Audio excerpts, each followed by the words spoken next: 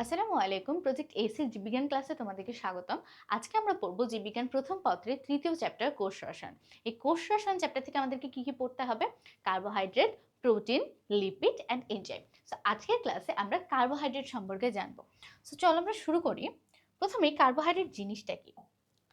Carbohydrate, so নাম থেকে আগে কি মনে করা হতো জানো? কার্বোহাইড্রেট, কার্বন, হাইড্রো হচ্ছে পানি। তাকে মনে হতো কার্বনের পানিযুক্ত যৌগই হচ্ছে কার্বোহাইড্রেট, বা যেসব যৌগে কার্বন, হাইড্রোজেন, অক্সিজেন থাকে সেটাই হচ্ছে কার্বোহাইড্রেট। বাট পরে আমরা দেখলাম কিছু কিছু যৌগে এই ফর্মুলাটা মিলছে না।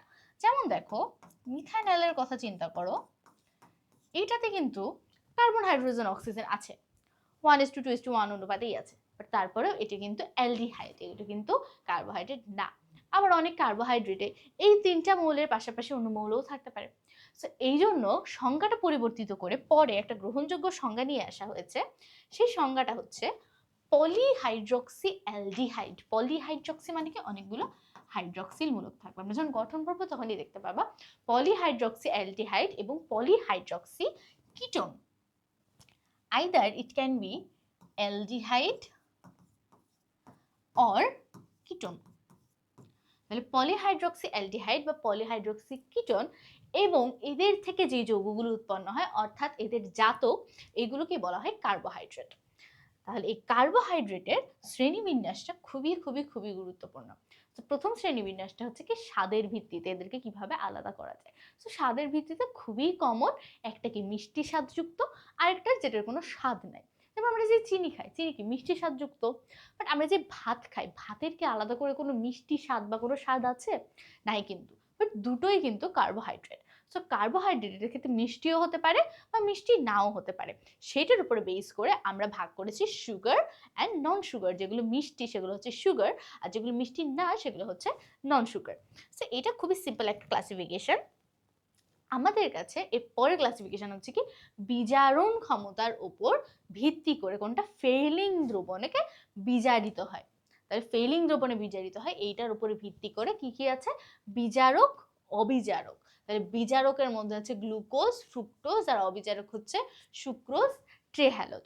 এইগুলোর উদাহরণ আমাদের এমসিকিউতে পরীক্ষাতে আসবে, যে কোনটা অবিজারক শর্করা, কোনটা বিজারক শর্করা, কোনটা সুগার, কোনটা নন সুগার। এই জিনিসগুলো মেইনলি এমসিকিউ এর জন্য দরকার। এর বাইরে আমাদের মোস্ট ইম্পর্টেন্ট যে ক্লাসিফিকেশন সেটা হচ্ছে রাসায়নিক গঠন অণুর উপরে ভিত্তি করে। আমরা এইটারই ডিটেলস জানবো। সো চলো দেখি প্রথমটা কি। প্রথমটা হচ্ছে মনোস্যাকারাইড, ডাইস্যাকারাইড, অলিগো, পলি। আমরা জানি মনো মানে কি? মনো মানে হচ্ছে এক, ডাই মানে দুই, অলিগো হচ্ছে 3 থেকে 10, আর পলি হচ্ছে কি 10-এর বেশি। তার মানে কোন একটা কার্বোহাইড্রেটে যদি একটা মাত্র অণু থাকে বা একটা মাত্র শর্করা বা একক শর্করা, এটাকে ভাঙলে আমি আর কোনো শর্করা পাবো না। সাপোজ গ্লুকোজ, গ্লুকোজকে ভাঙলে আমি কি আর শর্করা পাবো? পাবো না কিন্তু। তাহলে যেগুলোকে ভাঙলে আমি আর শর্করা পাবো না সেইটা হচ্ছে মনোস্যাকারাইড বা একক শর্করা। যেটাকে ভাঙলে আমি দুইটা শর্করা পাবো সেটা হচ্ছে ডাইস্যাকারাইড। যেমন কি? যেমন হচ্ছে সুক্রোজ, সেলোবায়োজ,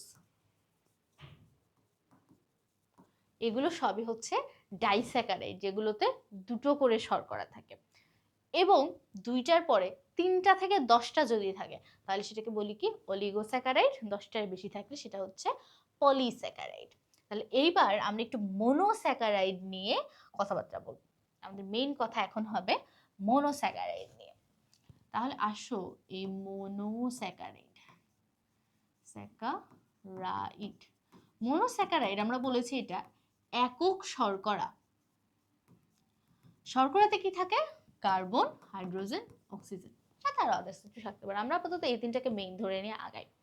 তাহলে এই মনোস্যাকারাইডকে আবার অনেক ভাগে ভাগ করা যায়। কিভাবে ভাগ করা যায়? এই যে কার্বন, এই কার্বনের সংখ্যার উপরে ভিত্তি করে, সংখ্যার উপর ভিত্তি করে। তাহলে কার্বনের সংখ্যা কিন্তু আবার অনেকগুলো হতে পারে। কার্বনের সংখ্যা 3 থেকে 10 পর্যন্ত হতে পারে এক্ষেত্রে। তাহলে কার্বনের সংখ্যার উপরে ভিত্তি করে মনোস্যাকারাইডকে আবার ভাগ করা যায়। তাহলে তিনটা যেটা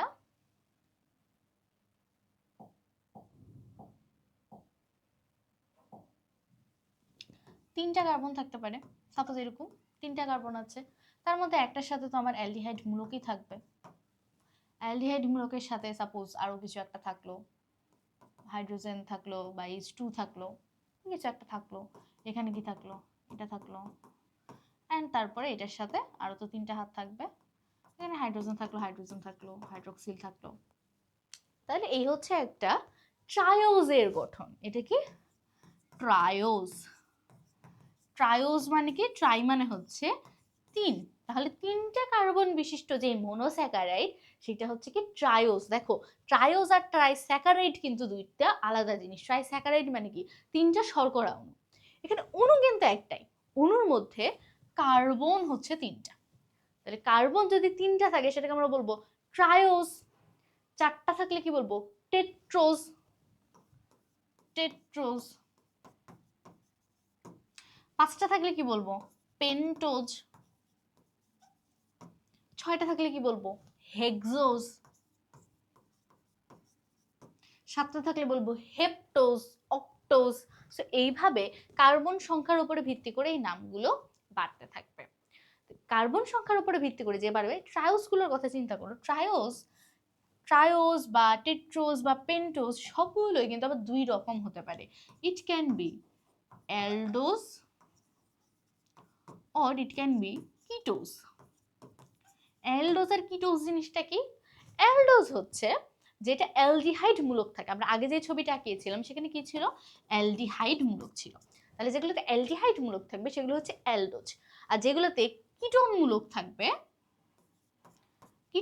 থাকবে সেগুলো হচ্ছে কিটোজ। যেমন ডাইহাইড্রক্সি অ্যাসিটোন, ডাইহাইড্রক্সি অ্যাসিটোন এবং গ্লিসারলডিহাইড।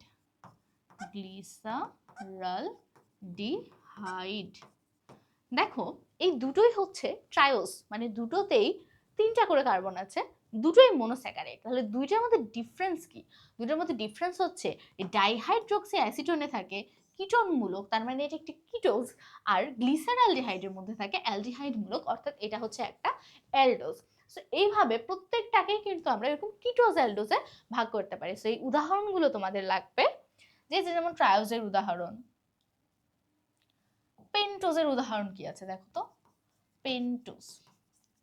পেন্টোজের উদাহরণ এটা কিন্তু তোমাদের অলরেডি পড়ানো হয়েছে। পেন্টোজের উদাহরণ হচ্ছে রাইবোজ, ডিঅক্সিরাইবোজ, ডিঅক্সিরাইবোজ, রাইট?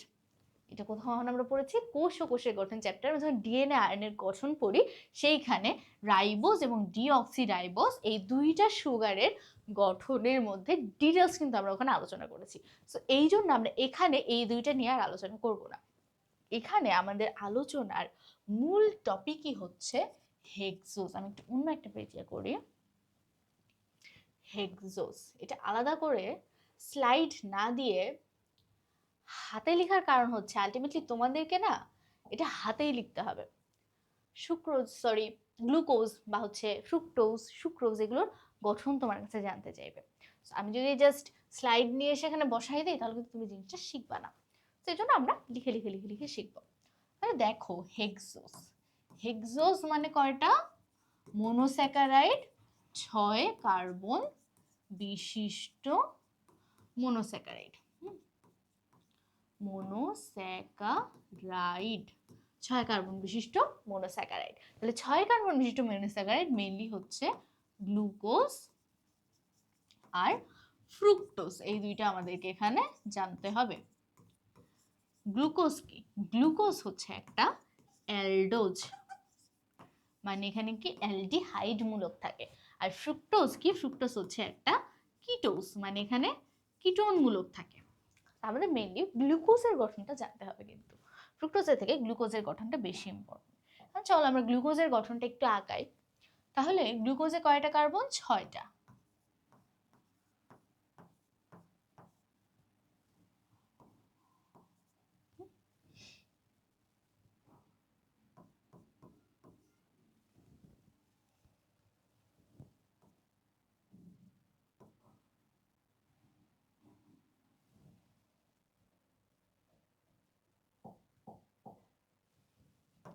জিনিসটা ভালো করে তোমাদের বুঝাই। দেখো, প্রথমটা হচ্ছে কার্বন, এটা হচ্ছে 1 নম্বর কার্বন। এই 1 নম্বর কার্বনেই তাহলে কি থাকবে? অ্যালডিহাইড মূলক থাকবে, CHO। আমরা এটা কি আঁকাচ্ছি? এটা আমরা আঁকাচ্ছি গ্লুকোজ, গ্লুকোজ। তাহলে 1 নম্বরে হয় অ্যালডিহাইড থাকবে নাহলে কিটোন থাকবে, যেহেতু গ্লুকোজ এখানে অ্যালডিহাইড আছে। এটা হচ্ছে কার্বনের একটা হাত, বাকি একটা হাত হচ্ছে এইখানে এঙ্গেজড, আর বাকি দুইটা হাতে তাহলে আমি হাইড্রোজেন আর OH দিয়ে দিলাম। এবার বাকিগুলোতে আমি কি করব? বাকিগুলোতে দেখো, এখানে হচ্ছে OH, এখানে হচ্ছে হাইড্রোজেন, এরপরে উল্টা, এখানে হচ্ছে হাইড্রোজেন, এখানে হচ্ছে OH। বা এই OH-টাকে তোমরা এভাবেও দিতে পারো, চাইলে OH এভাবে দিতে পারো। এটাকে, এটা হচ্ছে OH, এটা হচ্ছে H। এইবার দেখো অল্টারনেট করে করে দিচ্ছি, এখানে এদিকে হাইড্রোক্সিল, এখানে হাইড্রোজেন। এবার হাইড্রোক্সিল এইখানে এসে কি করবে? এটা কত নাম্বার কার্বন দেখো তো? 1 2 3 4 5। এই 5 নাম্বার কার্বনে হাইড্রোক্সিল কোন দিকে দেবো আর হাইড্রোজেন কোন দিকে দেবো, এইটা একটু দেখার বিষয়। 5 নাম্বার কার্বনে আমরা যদি ডান পাশে হাইড্রোক্সিল দেই, বাম পাশে হাইড্রোজেন দেই, তাহলে এই গঠনটাকে আমরা বলবো, এই গঠনটাকে আমরা বলবো ডি গ্লুকোজ।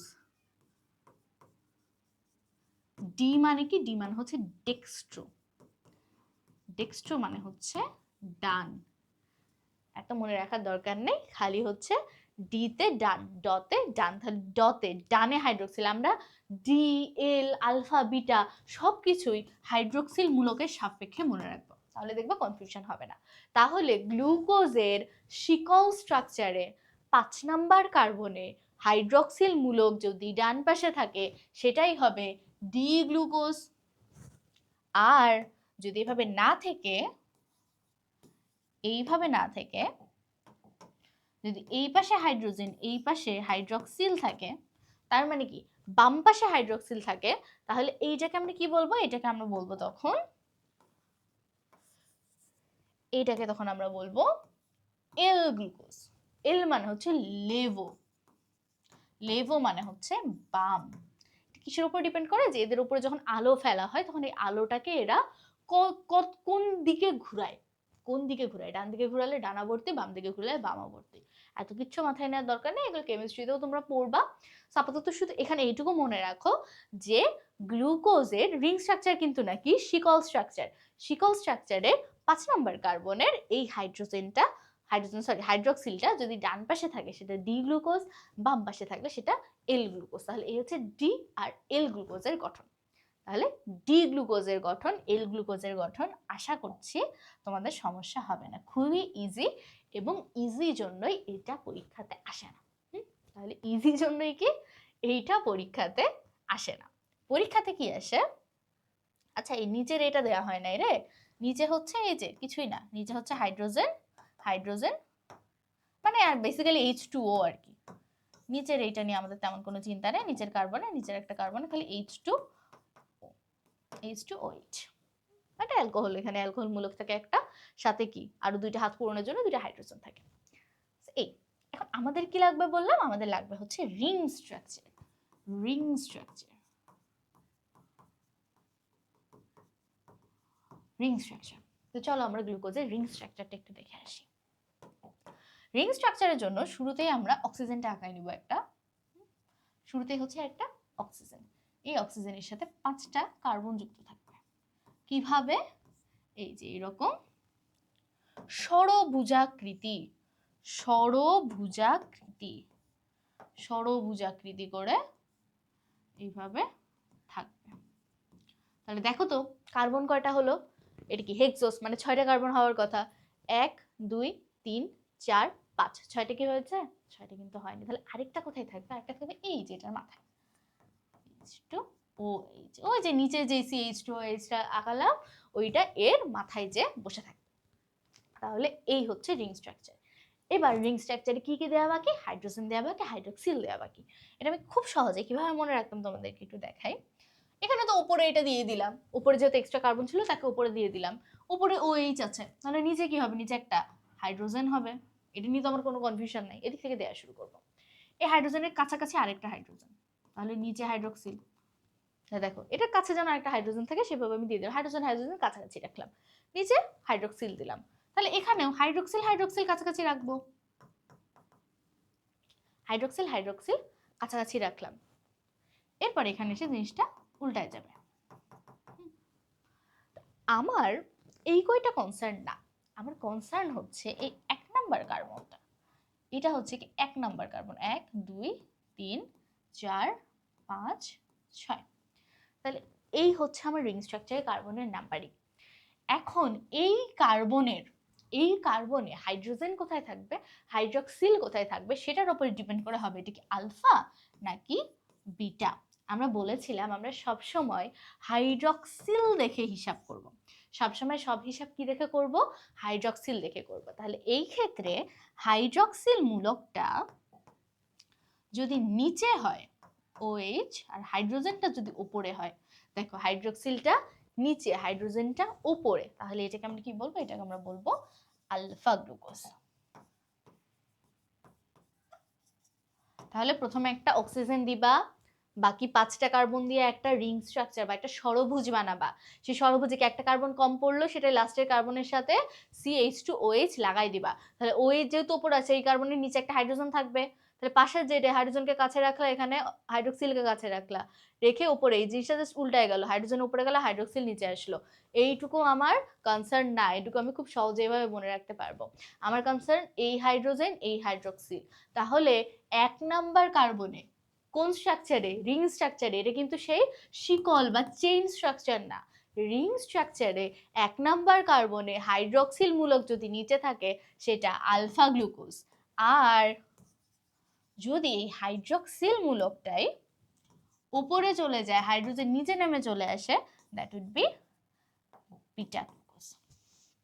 তাহলে বোঝা গেছে? দেখো আলফা গ্লুকোজ বিটা গ্লুকোজ, গ্লুকোজের গঠন কিন্তু এখানেই শেষ। তাহলে আমাদের গ্লুকোজের গঠন দরকার, গ্লুকোজের লিনিয়ার যেই শিকল স্ট্রাকচার বা চেইন স্ট্রাকচার আছে সেটা দরকার, গ্লুকোজের এই রিং স্ট্রাকচারটা আরো বেশি দরকার পরীক্ষার জন্য, খুবই খুবই ইম্পর্টেন্ট গ্লুকোজের রিং স্ট্রাকচার।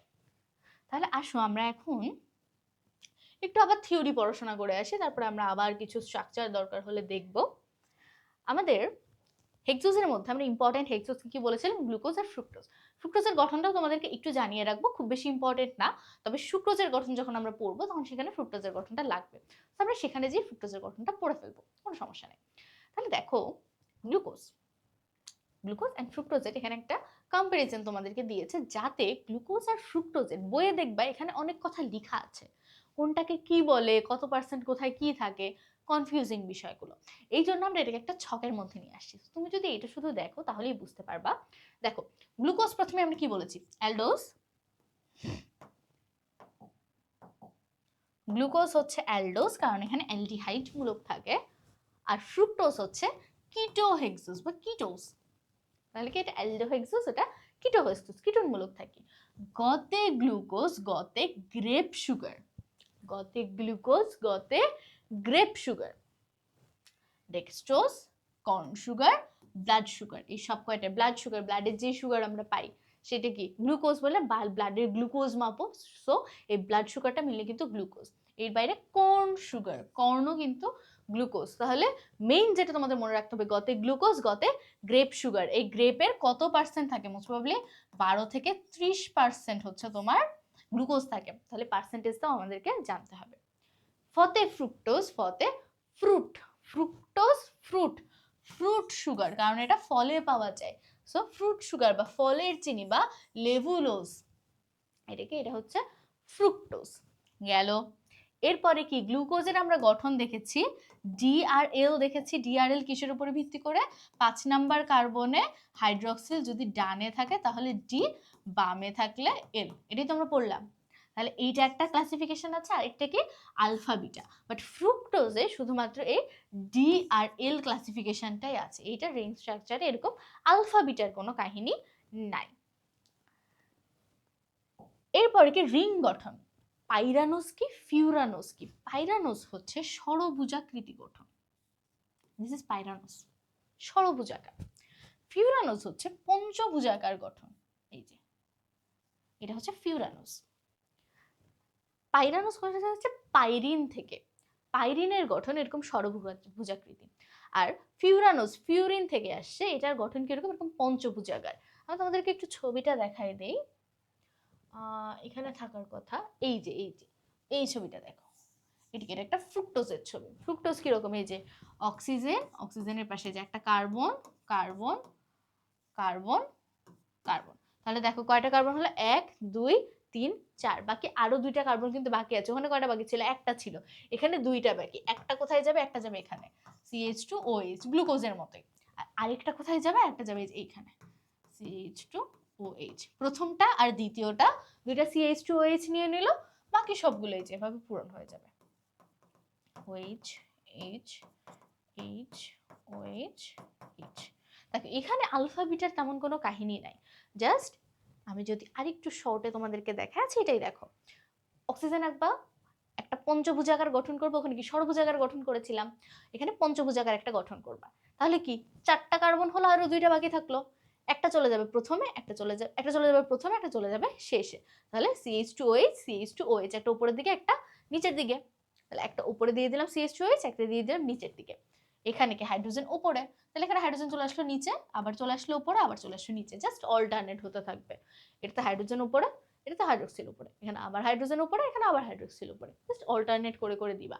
এইখানে আর গ্লুকোজের মতো আলফা বা বিটার সেরকম কোনো ঝামেলা নাই, ঠিক আছে? এটাই হচ্ছে ফ্রুক্টোজের গঠন, আলাদা কিছুই না। এখানেই বলে দিলাম ফ্রুক্টোজের গঠনটা। তাহলে এবার আসো, পাইরানোস ফিউরানোস গেল, দুইটাই হচ্ছে সাদা দানাদার মিষ্টি, পানিতে দ্রবণীয়। ব্যবহার কি, ব্যবহার হচ্ছে কার্বোহাইড্রেট বিপাক, রোগীর পথ্য, সরবিটল, ফল, ভিটামিন সি। স দিয়ে অনেক কিছু আছে, সরবিটল, ভিটামিন সি, সংরক্ষণ। সো এগুলো সব মনে রাখবে, এগুলো কি দিয়ে, গ্লুকোজের। আর এর বাইরে কি, যে ইক্ষু চিনি বা বিট চিনি, এগুলো দেখলেই তো বুঝবে, ইক্ষু চিনি দেখলেই তো বুঝবে ফ্রুক্টোজ। এর বাইরে একটা ইম্পর্টেন্ট কি, ব্যাকটেরিয়ার কালচার মিডিয়া। আমরা যখন ব্যাকটেরিয়া গ্রো করাতে চাই, আমার রক্তের মধ্যে ব্যাকটেরিয়া আছে কিনা এটা দেখার জন্য একটা আর্টিফিশিয়াল মিডিয়াতে ব্যাকটেরিয়াটাকে গ্রো করাতে হয়। সেইখানে ব্যাকটেরিয়ার কি দরকার, ব্যাকটেরিয়ার খাদ্য দরকার। তো সেই খাদ্যটা কি হিসেবে, ফ্রুক্টোজ ইউজ করা হয়। তারা এই খাবারগুলো খায়, খেয়ে বড় হয়, বড় হয়ে সংখ্যা বৃদ্ধি করে। তখন আমি দেখতে পাই ওইখানে যে হ্যাঁ, এখানে তো এই ব্যাকটেরিয়াটা আছে। এই হচ্ছে ফ্রুক্টোজ, গ্লুকোজ এবং ফ্রুক্টোজ। হেক্সোজ নিয়ে কথাবার্তা ডান। হেপটোজ, অক্টোজ, এইগুলো নিয়ে শুধুমাত্র নামগুলো যদি জানতে পারো তাহলেই হবে। ওই সেডোহেপটিলোজ, হ্যাঁ যা যা আছে শুধু নামগুলো জানলেই হবে। এই গেল আমাদের মনোস্যাকারাইড। তাহলে মনোস্যাকারাইড থেকে আমরা কি পড়লাম, মনোস্যাকারাইড থেকে আমরা জানলাম 3 থেকে 10টা কার্বন থাকে। তিনের নাম কি, তিনের নাম হচ্ছে ট্রায়োজ, টেট্রোজ, পেন্টোজ, হেক্সোজ। কার্বন সংখ্যার ভিত্তিতে নাম বাড়তে থাকবে, কোনটার কি উদাহরণ, এগুলো সব আমরা জেনেছি। গঠনকার important, ribose, deoxyribose, glucose, fructose. এর মধ্যে রাইবোজ আর ডিঅক্সিরাইবোজ আমরা অলরেডি পড়ে ফেলেছি। গ্লুকোজ ফ্রুক্টোজের রিং স্ট্রাকচার, শিকল স্ট্রাকচার আমরা দেখলাম। এবার আমরা আসি ডাইস্যাকারাইড। ডাইস্যাকারাইড কি, ডাইস্যাকারাইডের মধ্যে আমরা শুরুতেই আসি সুক্রোজ। সুক্রোজের গঠন আমি যদি এইভাবে না দিয়ে তোমাদের একটু আঁকায় দেখাই এটা, তাহলে তোমাদের জন্য ভালো হয়। আমি পাশাপাশি একটা গ্লুকোজ আর একটা ফ্রুক্টোজ আঁকাবো। আসো, পাশাপাশি একটা গ্লুকোজ আর একটা ফ্রুক্টোজ আঁকাই।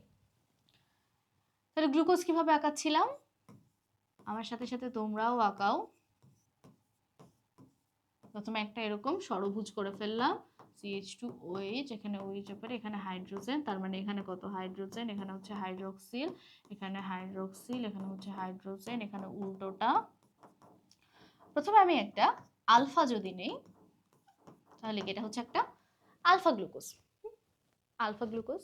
এর সাথে আমি একটা ফ্রুক্টোজকে যদি নেই, তো ফ্রুক্টোজ কিভাবে আঁকাই, আসো ফ্রুক্টোজ আঁকাই এবার একটা। এই ছিল ফ্রুক্টোজ, রাইট?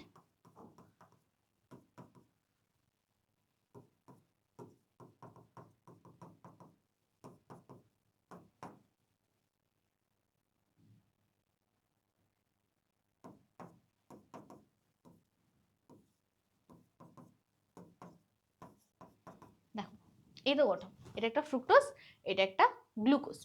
এখন এই গ্লুকোজ আর ফ্রুক্টোজের মধ্যে সেম, এই যে এখানে যা আঁকানো আছে এখানেও আমরা সেই একই জিনিসটা আঁকিয়েছি। এই যে এখানে যা আঁকানো আছে একই জিনিসটা আমরা ওখানেও আঁকিয়েছি, আলাদা কিচ্ছু না। বইয়ের জিনিস বইয়ে একবার চাইলে তোমরা দেখতে পারো যে বইয়ে এটা কিভাবে দেয়া আছে।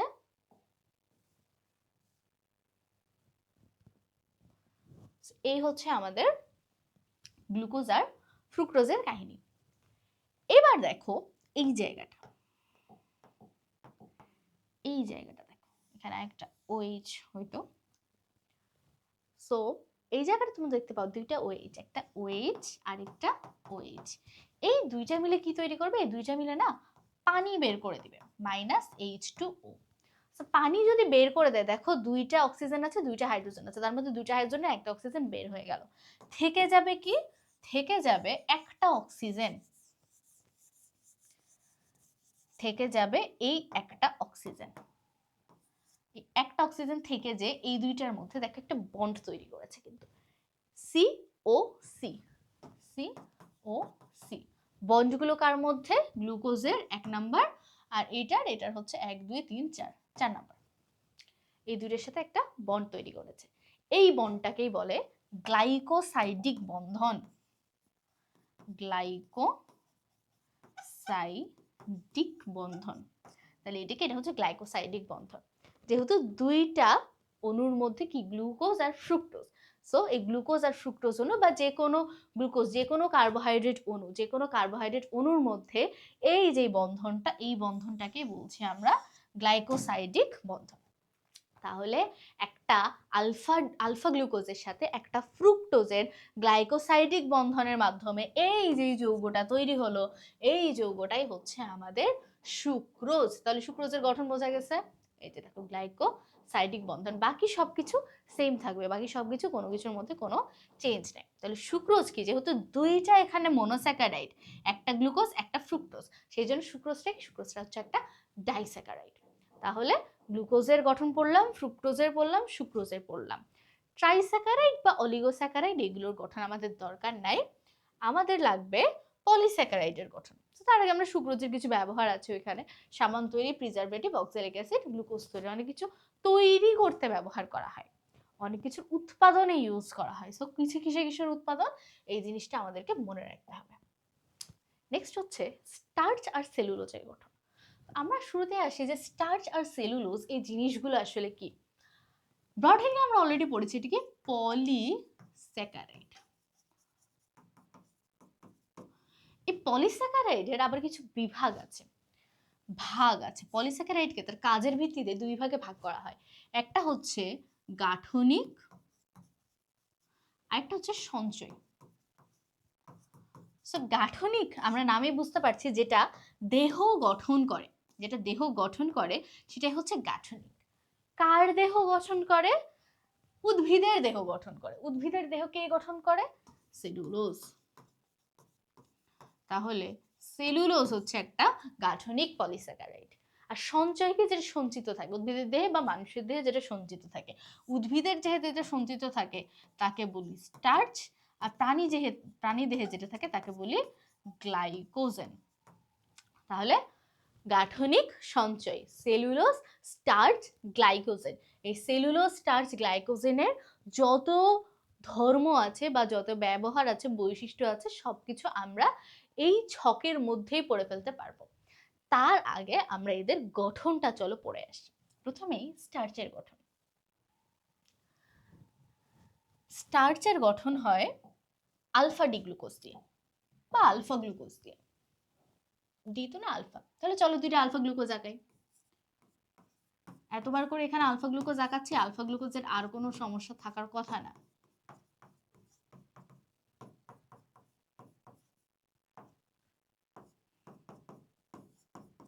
আবার এই যে এগুলো কাছাকাছি থাকলো, এখানে এসে উল্টায় গেল।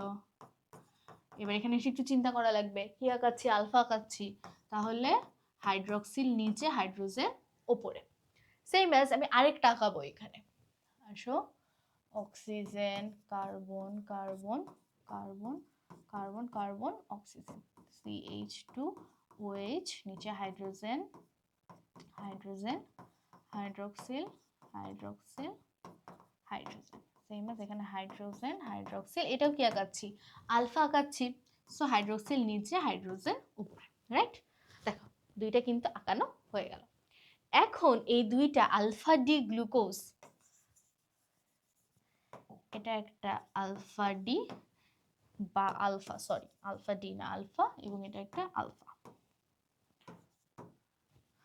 তাহলে এই দুইটা গ্লুকোজ মিলে এখানে আবার দেখো দুইটা হাইড্রোক্সিল আছে, এই দুইটা হাইড্রোক্সিলের জায়গাতে আবার কি হবে, আবার ওই যে পানি বের হয়ে যাবে। পানি যদি এখান থেকে বের হয়ে যায় এই জায়গার গঠন কিরকম হবে, আবার ওই আগের মতোই, একটা বুঝলে বাকি সব ইজি। তখন এই যে দেখো আবারও দুইটা কার্বনের মধ্যে এই একটা অক্সিজেন, এই বন্ডটাকে আমরা কি বলি তাহলে, গ্লাইকোসাইডিক বন্ধন। তাহলে গ্লাইকোসাইডিক বন্ধন কোন গ্লুকোজে, আলফা গ্লুকোজে যেহেতু হচ্ছে তাহলে আলফা গ্লাইকোসাইডিক বন্ধন। আরো যদি স্পেসিফিক্যালি বলি এটা কয় নাম্বার কার্বন, 1 নাম্বার, এইটা কয় নাম্বার কার্বন দেখো তো, 1 2 3 4 নাম্বার কার্বন। তাহলে 1,4 গ্লাইকোসাইডিক বন্ড, একের সাথে 4-এর গ্লাইকোসাইডিক, তাহলে আলফা 1,4 গ্লাইকোসাইডিক বন্ড। তাহলে এইটা হচ্ছে কি 1,4 গ্লাইকোসাইডিক বন্ড দিয়ে হলো। বাট এখানে তো দুইটা গ্লুকোজ, মানে কি ডাইস্যাকারাইড হয়ে গেল না? তাহলে দুইটা গ্লুকোজ না হয়ে এখন এটাকে আমরা স্টার্চ বানানোর জন্য কি করতে পারি, কিছুই না, জাস্ট এখানে আমরা n সংখ্যক যদি করে দেই, অর্থাৎ পলিমার যদি করে দিই, কারণ এটা পলিস্যাকারাইড। সো আমি জাস্ট যদি এইভাবে আঁকিয়ে একটা দেখিয়ে আমি যদি n সংখ্যক লিখে দিই, মানে কি এরকম অসংখ্য আছে, তাহলে এটাই কি স্টার্চের গঠন। তাহলে স্টার্চের গঠনে কি থাকে, আলফা 1,4 গ্লাইকোসাইডিক বন্ড দিয়ে এরকম স্টার্চের গঠনটা তৈরি হয়। এখন এইটাকে আমি স্টার্চ না বলে আরো স্পেসিফিক্যালি একটা জিনিস বলতে পারি, সেটা কি জানো, সেইটা হচ্ছে অ্যামাইলোজ। স্টার্চ না বলে আমরা অ্যামাইলোজ বলতে পারি। কেন, এতক্ষণ তো স্টার্চের গঠনই পড়লাম, বললেন স্টার্চ হচ্ছে আলফা ডি গ্লুকোজের পলিমার। তাহলে পলিমারটা যেভাবে থাকে, যেমন এখানে দেখো এখানে একটা 1,4 বন্ড দিয়ে গঠন হয়েছে না, 1,4, এটা বেসিক্যালি অ্যামাইলোজের গঠন। স্টার্চের মধ্যে এটাও থাকে, তুমি স্পেসিফিক্যালি এটা বলে দিতে পারো যেটা অ্যামাইলোজ। তাহলে আরেকটা অংশ কি থাকে, আরেকটা অংশ হচ্ছে অ্যামাইলো পেকটিন। এখন অ্যামাইলো পেকটিন কিভাবে আঁকায় জানো,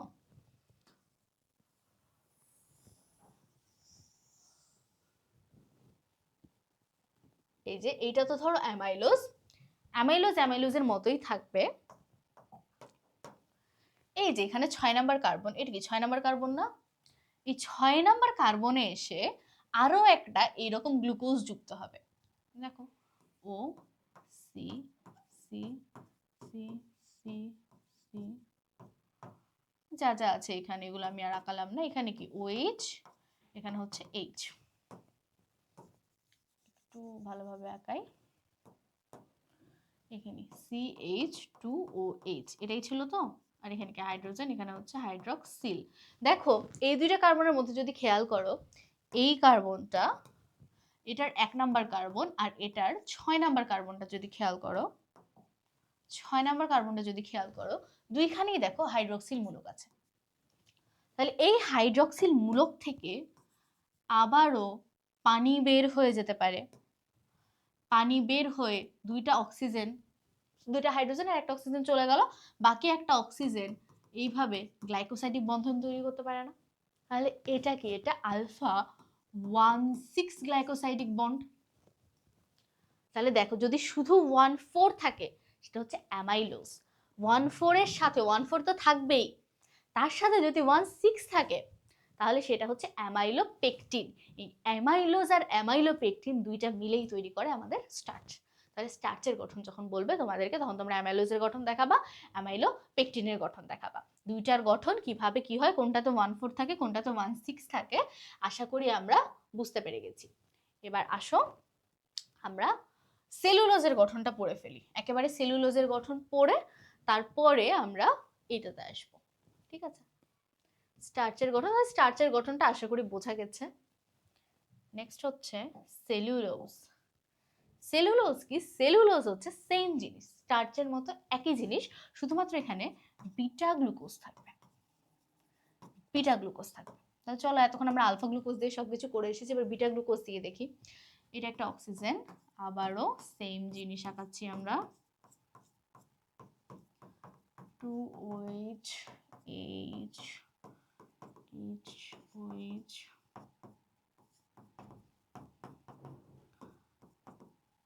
OH, তাহলে বিটাতে কি হবে, হাইড্রোক্সিলটা উপরে থাকবে, হাইড্রোজেনটা নিচে থাকবে। সেম অ্যাজ আমি যদি এখানে আরেকটা আঁকাই,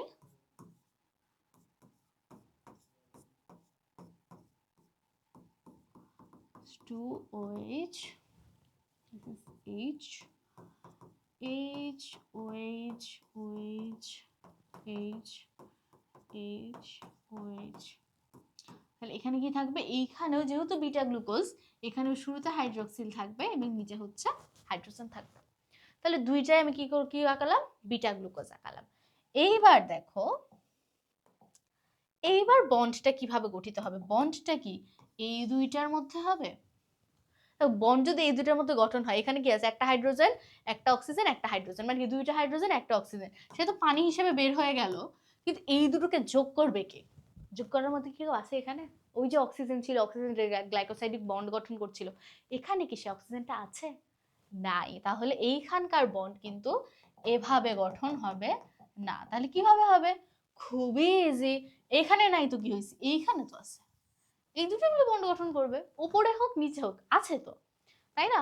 তাহলে এইখান থেকে এই হাইড্রোক্সিল মিলে একটা পানি বের করে দিবে, এবং পানি বের হয়ে গেলে এটা তখন কিরকম হবে দেখতে, এই যে দেখো, এইটা হবে এই যে এরকম করে একটা অক্সিজেন, এরকম করে একটা। তাহলে এইটা কি, এইটাও একটা গ্লাইকোসাইডিক বন্ড, এই গ্লাইকোসাইডিক বন্ডটাকে তাহলে কি বলবো, বিটা। বিটা কত, এটা 1, এটা হচ্ছে 4, কারণ কি 1 2 3 4, তাহলে বিটা 1,4 গ্লাইকোসাইডিক বন্ড। তাহলে এটা কি, এটা হচ্ছে বিটা 1,4 গ্লাইকোসাইডিক বন্ড। এখন তাহলে এটা তো দুইটা হলো, ডাইস্যাকারাইড হলো, পলিস্যাকারাইড বা সেলুলোজ কিভাবে বানাবো, এই যে কিচ্ছু না, জাস্ট এই জিনিসটাকে ব্র্যাকেট করে একটা এন দিয়ে দাও, যে এরকম অসংখ্য আছে, এন সংখ্যক আছে, তাহলে এটা কিসের গঠন হয়ে গেল, এটা হয়ে গেল সেলুলোজের গঠন। So this is all about starch and cellulose. Glycogen কি, গ্লাইকোজেন আর স্টার্চের গঠন একদম সেম, শুধুমাত্র এই স্টার্চটা থাকে আমাদের উদ্ভিদের দেহে আর গ্লাইকোজেন থাকে হচ্ছে প্রাণী দেহে। সো গঠনের মধ্যে আলাদা তেমন কিছু নাই, দুটোই আলফা আলফা গ্লুকোজের হচ্ছে আলফা ডি গ্লুকোজের পলিমার। সো গঠন সেম দিবা, জাস্ট এটা একটু বড় হয়, যেহেতু শাখা টাকা থাকে অনেক বড় হয়, উদ্ভিদের এই স্টার্চটা গ্লাইকোজেনটা ছোট হয়। সো আসলে আমরা অনেকক্ষণ থেকে এই ছকটা দেখছি, এই ছকের মধ্যে কি কি আছে, স্টার্চ গ্লাইকোজেন দুটোই সঞ্চিত খাদ্য। এটা কি উদ্ভিদের সঞ্চিত খাদ্য, ওটা হচ্ছে প্রাণীর। শুধুমাত্র প্রাণী না, প্রাণী বাদ দিয়ে এটা বিভিন্ন ইস্টে থাকে বা হচ্ছে সায়ানোব্যাকটেরিয়া, এগুলোতেও থাকে সঞ্চিত খাদ্য হিসেবে। আর সেলুলোজ হচ্ছে গাঠনিক পদার্থ, যেটা পৃথিবীতে সবচেয়ে বেশি আছে কি, সেলুলোজ। যখন তোমাকে জিজ্ঞেস করবে পৃথিবীর সর্বাধিক প্রাপ্ত বস্তু কোনটা, সেটা কিন্তু হবে সেলুলোজ। এদের একটা বিক্রিয়া দিয়ে এদেরকে আলাদা করা যায়, স্টার্চ সেলুলোজ গ্লাইকোজেন, সেটা কি বিক্রিয়া জানো, আয়োডিনের সাথে বিক্রিয়া। আয়োডিনের সাথে বিক্রিয়া কোনটা কোন ধরনের ধর্ম দেয়, আমরা ছোটবেলায় যখন স্কুলে আমরা পড়তাম, তখন স্কুলে এরকম কিন্তু প্রজেক্ট করতাম আমরা, আলুর মধ্যে যদি হচ্ছে আয়োডিন দিয়ে দেওয়া হয় তাহলে কি সেটা নীল বর্ণ ধারণ করে, তাহলে আলুটাকে মিলি স্টার্চ, তাহলে স্টার্চ হচ্ছে আয়োডিন দ্রবণে গাঢ় নীল বর্ণ ধারণ করে।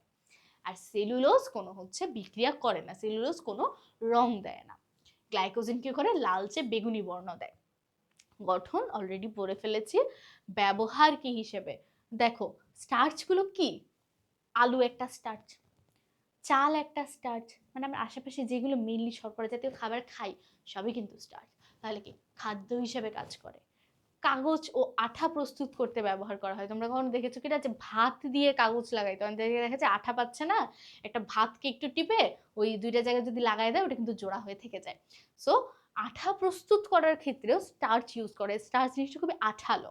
সো কাগজ ও আঠা প্রস্তুত করতে, শক্তি সরবরাহ, গ্লুকোজ অ্যালকোহল চোলাই মদ তৈরিতে, ফার্মেন্টেশন করে আলু বা হচ্ছে আগের দিনের ভাত এটাকে ফার্মেন্ট করে করে কি করা হয়, অ্যালকোহল প্রস্তুত করা হয়। ক্লথিং স্টার্চ হিসেবে গার্মেন্টসে ও লন্ড্রিতে ব্যবহার করা হয়। আর সেলুলোজ কিসে ব্যবহার করা হয়, সেলুলোজ হচ্ছে অ্যাসিটেট ফটোগ্রাফি, কাগজ, নাইট্রেট, নির্মাণ সামগ্রী, স্টেশনারি ফেজ, যেগুলো আমরা পড়েছিলাম যে ক্রোমাটোগ্রাফিতে স্টেশনারি ফেজ হিসেবে কিন্তু সেলুলোজ ব্যবহার করা হয়। তো ব্যবহারগুলো সবই তোমাদের এমসিকিউতে আসবে, রিটেনে একদমই দরকার নাই, স্পেশালি অ্যাডমিশন টেস্টের এমসিকিউতে এগুলো আরো বেশি আসে একাডেমিকের থেকেও। গ্লাইকোজেন কি, সঞ্চিত শক্তি হিসেবে আমাদের দেহে পেশিতে বা যকৃতে গ্লাইকোজেন থাকে। আবার কি যখন আমাদের শরীরে গ্লুকোজের পরিমাণ বেড়ে যায় তখন সেই গ্লুকোজটা কি গ্লাইকোজেনে কনভার্ট হয়ে যায়, আবার যখন কমে যায় তখন সেটা কি গ্লুকোজে কনভার্ট হয়ে যায়। এইভাবে কি করে তারা আমাদের দেহের যে গ্লুকোজের পরিমাণ, রক্তে গ্লুকোজের পরিমাণ নিয়ন্ত্রণ করে। তাহলে এই হচ্ছে গ্লাইকোজেনের কাজ। এর বাইরে এখানে স্টার্চ, সেলুলোজ, গ্লাইকোজেনের কিছু ধর্ম দেয়া আছে। সবগুলোই হচ্ছে অবিজারক শর্করা, কোনোটা তোমার ম্যাক্সিমামে হচ্ছে পানিতে দ্রবণীয় না, দ্রবণীয় হলেও সেটা আংশিকভাবে দ্রবণীয়, পাউডারের মতো বা ফাইবারের মতো। এই সবগুলোই তোমাদের এমসিকিউ এর জন্য লাগতে পারে। এমসিকিউ এর জন্য এগুলো সব একসাথে করে তোমাদেরকে দেওয়া হয়েছে। এই ছকটা যদি তোমরা পড়ো ব্যবহার এবং কাজ এবং ধর্মের জন্য, এর বাইরে থেকে ইনশাল্লাহ আর কিছু তোমাদের এখানে দরকার হবে না। এবার আমরা আরেকটু একটা পার্থক্য, একটা থিওরি পড়ে ফেলি, সেটা হচ্ছে কি অ্যামাইলোজ আর অ্যামাইলোপেকটিন। কি বলেছিলাম, স্টার্চে দুই ধরনের অণু থাকে, অ্যামাইলোজ এন্ড অ্যামাইলোপেকটিন। অ্যামাইলোজটা হচ্ছে যেখানে শুধুমাত্র 1,4 গ্লাইকোসাইডিক বন্ড থাকে, আর অ্যামাইলোপেকটিন কি যেখানে 1,6 গ্লাইকোসাইডিক বন্ডও থাকে 1,4 এর সাথে সাথে। 1,4 কিন্তু থাকতেই হবে, 1,4 না থাকলে শুরুতে 1,4ই তৈরি হবে। 1,4 তৈরি হওয়ার পরে যদি আরো চেইন তৈরি করতে হয়, শাখা তৈরি করতে হয়, সেক্ষেত্রে 1,6 আসবে, আদারওয়াইজ কিন্তু 1,6 আসবে না। সো এই জন্য দেখো অ্যামাইলোজ, অ্যামাইলোজে কি থাকে, আলফা 1,4 বন্ড থাকে, আর অ্যামাইলোপেকটিনে আলফা 1,4 তো থাকবেই, তার সাথে অ্যাডিশনাল হিসেবে আলফা 1,6 থাকে। তাহলে কোনটায় শাখা থাকবে কোনটায় শাখা থাকবে না? গঠন যখন এঁকেছিলাম গঠনের মধ্যেই ছিল, এইটা হচ্ছে শাখাহীন, এটা হচ্ছে শাখাযুক্ত।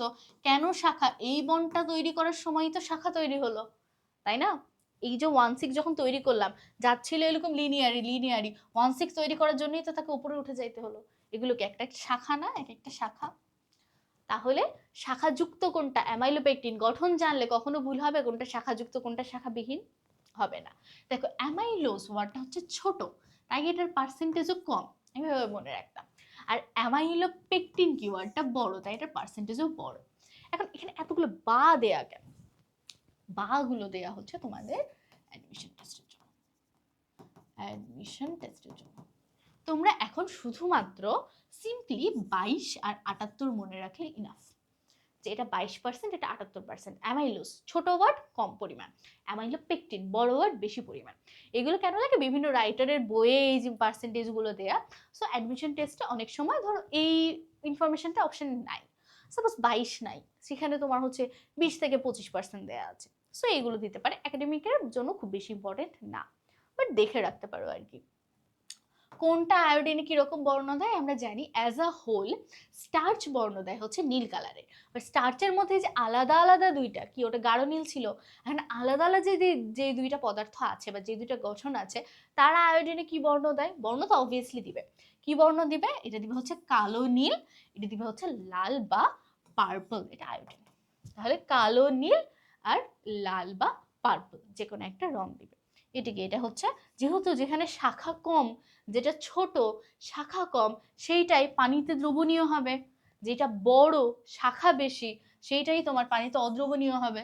দেখো এটা যে ছোট সেটা কিন্তু গ্লুকোজের অণু দিয়েও বোঝা যাচ্ছে, যেহেতু শাখা নাই, ছোট অল্প একটু, তাই এটা তো অণুও কম। এখানে অনেকগুলো শাখা, অনেক বন্ড, অনেক কিছু, তাই এখানে গ্লুকোজের অণুর পরিমাণও বেশি।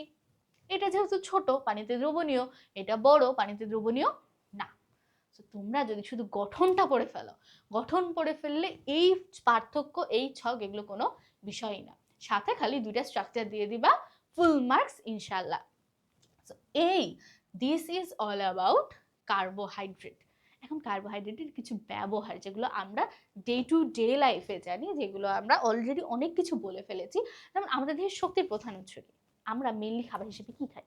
আমরা খাবার হিসেবে ভাত খাই, আমরা খাবার হিসেবে রুটি খাই, আমরা খাবার হিসেবে সুজি খাই, আলু খাই, চিনি খাই আমরা অনেক বেশি সবকিছুর সাথে। সব কিছুই কিন্তু এই কার্বোহাইড্রেট। কার্বোহাইড্রেট আমাদের কি দেয়? কার্বোহাইড্রেট আমাদের শক্তি দেয়। তাহলে শক্তির প্রধান উৎস হচ্ছে কার্বোহাইড্রেট। আমাদের যে স্টোরেজ হিসেবে থাকে বা জমা থাকে, সেটাও কি কার্বোহাইড্রেট জমা থাকে।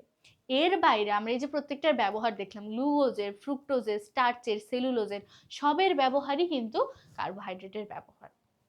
আবার দেখো ডিএনএ আরএনএ তৈরি করেছিল কে? Ribose, deoxyribose. তাহলে এগুলোও কি? এগুলো মোনোস্যাকারাইড, পেন্টোজ, তাহলে এটাও কি কার্বোহাইড্রেটের ব্যবহার না? দেখো একই জিনিস লেখা যে আরএনএর অপরিহার্য উপাদান হচ্ছে রাইবোজ। এইখানে একটা ইম্পর্টেন্ট জিনিস তোমাদেরকে জানতে হবে। দেখো আমরা যে বলেছিলাম সেলুলোজ, সেলুলোজ কি গঠন দেয়, তাহলে গাঠনিক উপাদানও হচ্ছে কার্বোহাইড্রেট। জাস্ট একটা জিনিস একটু আলাদা, যেগুলো আমরা আলাদা জায়গায় পড়ি না, সেটা খালি তোমাদেরকে আমি বলে দেই।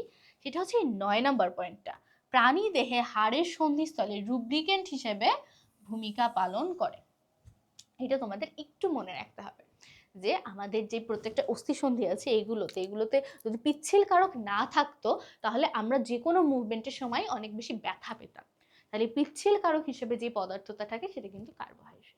কার্বোহাইড্রেট ব্যবহারের মধ্যে আশা করছি বাকি ব্যবহারগুলো একদম ইজি, একদম নর্মাল। জাস্ট একটা ব্যবহার একটু মনে রাখবা তোমরা, এটা একটু আমাদের মানে অজানা থেকে যায়, তো এমসিকিউতে এটা মাঝে মাঝে আসে, তো এইটার জন্য আমরা পারি। So this is all about carbohydrate. Next ক্লাসে আমরা আমাদের পরবর্তী টপিক প্রোটিন, লিপিড, এনজাইম এইসবগুলো নিয়ে পড়াশোনা করব। আশা করছি আজকের ক্লাসে তোমরা কার্বোহাইড্রেটের গঠনগুলো ভালো মতো বুঝতে পেরেছো। আমি তোমাদেরকে বারবার বলছি গঠনগুলো নিজে আঁকিয়ে আমি যতবারই বলি, যতবারই আঁকাই, তুমি নিজে যদি না আঁকাও একবার, তাহলে কিন্তু তোমরা পারবা না। সো নিজে নিজে আঁকিয়ে এটা প্র্যাকটিস করো, ইনশাল্লাহ এই গঠনগুলো নিয়ে তোমাদের আর কোনো সমস্যা থাকবে না। তারপরেও যদি কোনো সমস্যা থাকে তাহলে গ্রুপে বা কমেন্ট বক্সে জানাবে, ইনশাল্লাহ আমরা সেটা সমাধান করার চেষ্টা করব। সো আজকে এই পর্যন্তই, আল্লাহ হাফেজ সবাইকে।